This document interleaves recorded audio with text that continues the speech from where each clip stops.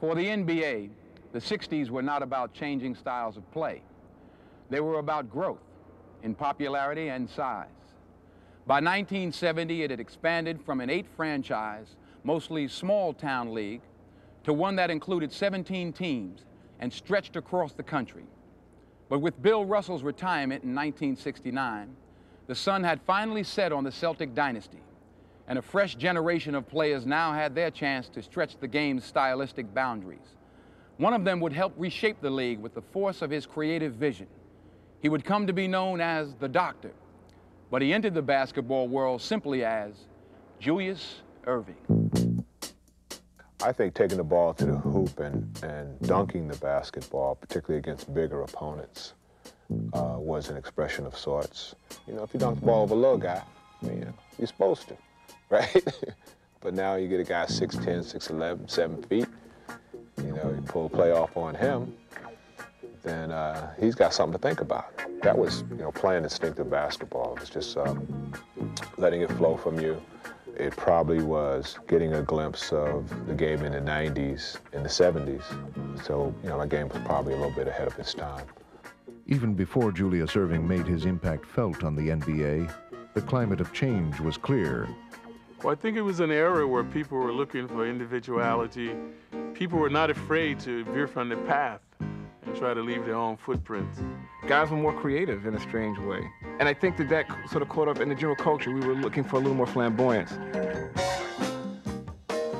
Pete was clearly one of the first mega personalities that broke onto the scene, and the way he handled the basketball so flippantly and so carelessly. Pistol Pete was very much like a renegade kind of a radical figure. Pistol Pete took shots, made passes. It wasn't just that he did it effectively, he did it just for the sense of self-expression. I'm not just playing the ball to make the sharp pass. I'm doing it because it looks like fun. Earl Monroe, it was swish, swish, swish, swish. He dribbled with the ball as if it was a yo-yo.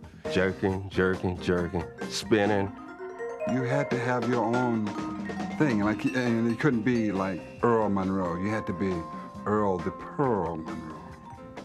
You couldn't be like Walt Frazier. You had to be Clyde Frazier, like Bonnie and Clyde. And he had like one of them sombrero hats and a big cape.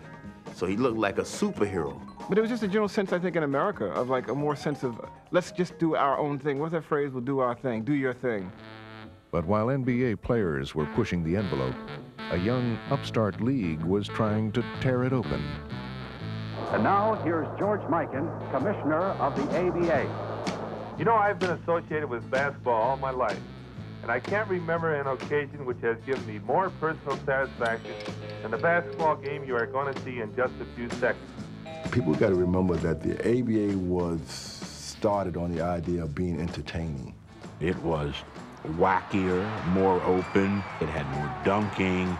It had the three-point shot. It had that wacky, multicolor, polycolor ball. It was all about running and gunning and shooting more times than you. Our whole theory was, if we shoot 100 times, we shooting 130. Here's a long lead pass, right down the lane, all the way, layup good! Oh, Rager Thompson! Driving to the lane, up into the air, the shot looks good! I mean, these guys can put on a show, and in the ABA, I mean, part of the deal was the show. And the unquestioned star of the show was Julius Erving. And there is Julius Erving. Look at that move behind the back. Oh! It wasn't Julius Erving, it was Dr. J, which meant when he got on the floor, on the court, he operated on guys. Without question, without any doubt, the absolute greatest forward that has ever put on a pair of basketball shoes. He had this big afro. You know, his hair would always be flying in the back as he's flying through the air. He had these large old hands. You see, when he palmed the ball, it looked like a little orange in his hand. To Dr. J. He was, in the ABA, the symbol of the league. He wasn't just its biggest star, he was the league. And that sends everyone reeling. Julius Erving! With the Doctor lending credibility to the ABA, a competition for top talent began. Artist, the big question here is, why did you choose the ABA over NBA? Well, I like the colors of the basketball. You like that better? Yes. And players started to jump between the leagues. Do you know yet what you're going to do next year? No, I really don't. Right now, I know that I have a A contract. cross-pollination of players began, and as flashy ABA-bred stars mixed with the NBA's more traditional ones, the league's pace of change was pushed to its limit. The basketball was kind of a stage for them to perform, as opposed to everyone kind of just playing on a team and doing their role. Cowan Celtics would win 2 championships in the 70s and provide a finals series that some regard as the greatest of all time. Garherd turnaround shot in the air. It's good. I don't believe it. Garfield Hurd at the buzzer. We've got a third overtime at a Boston Garden. But Boston no longer set the tone for the decade. Great teams like Kareem Abdul-Jabbar's Milwaukee Bucks and Rick Barry's Golden State Warriors rose up to become champions.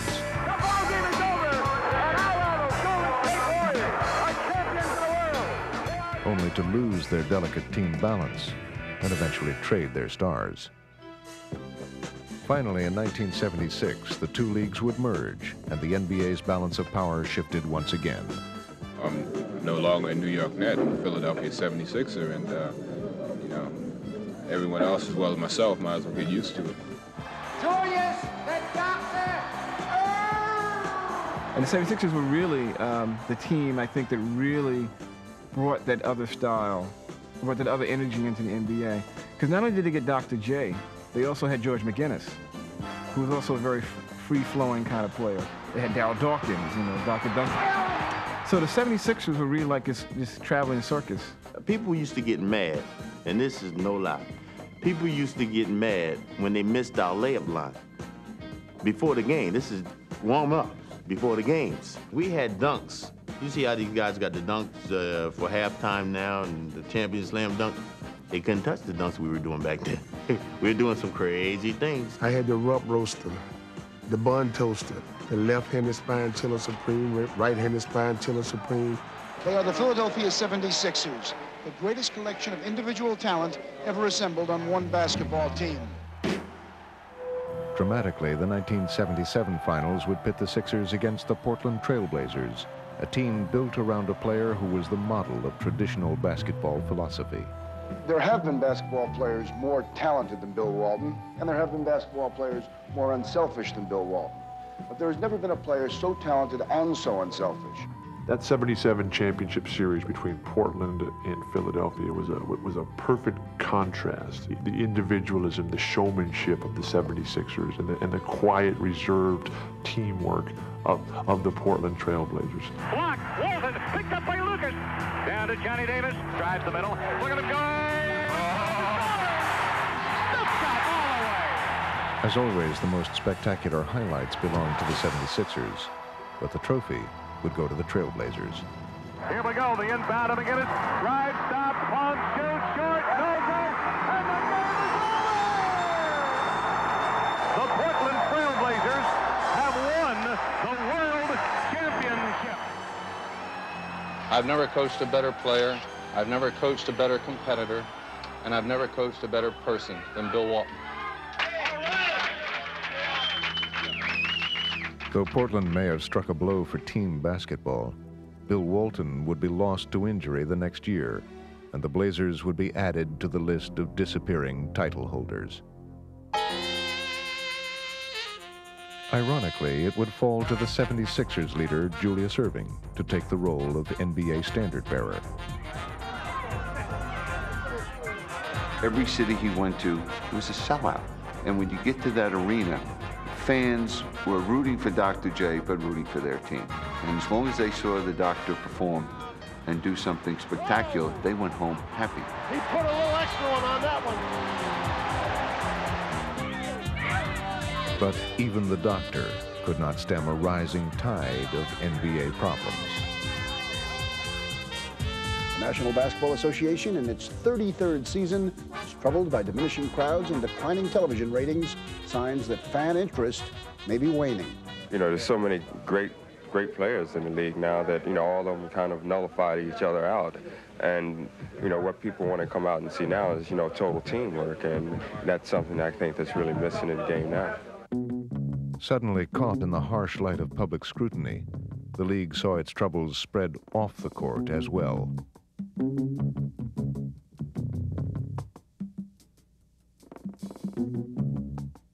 And there'd been so much hype about how the NBA was going to be the sport of the 70s. And then when it didn't turn out that way, people got very critical. And one thing that they particularly got critical about was that it was too black.